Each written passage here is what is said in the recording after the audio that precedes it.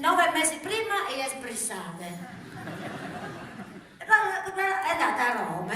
Questa cosa di comprare la frutta deve aver commosso qualcuno, perché dopo è arrivato, non so se hai visto, uno spot televisivo di quel signore che si alza di notte a vedere se i pomodori nella bottega, quello della Conad, no? Quello lì è friulano, e lei per me è di Cerneglobo.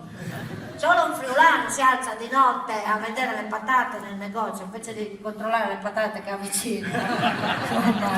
Solo un friulano. E questa Conad, vai.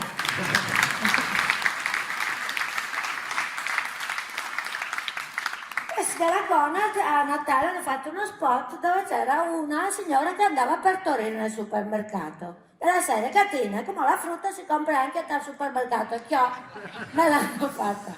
Comunque vale la pena di fare un po' di figuracce, perché poi si impara una lingua. Io per me ho imparato una lingua meravigliosa, che è equivalso per me come andare al liceo linguistico, perché è una lingua che contiene dentro di sé tutte le lingue del mondo, tutti gli idiomi. Se tu vai in una piazza dove c'è un mercato, tu senti tutti gli idiomi del mondo, senti uno che parla tedesco, i Fonks sono wunderfresh, ma i Fisch sono fresh, Volke ti trai.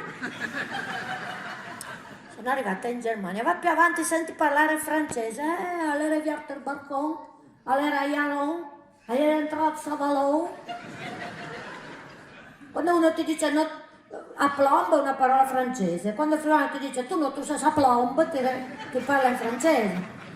Anche mon amour viene dal francese, mon amour viene dal francese. E sì.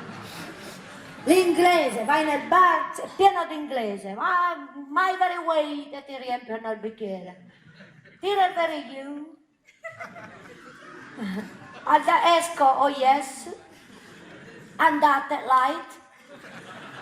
Like, yo, yes, so fast take away.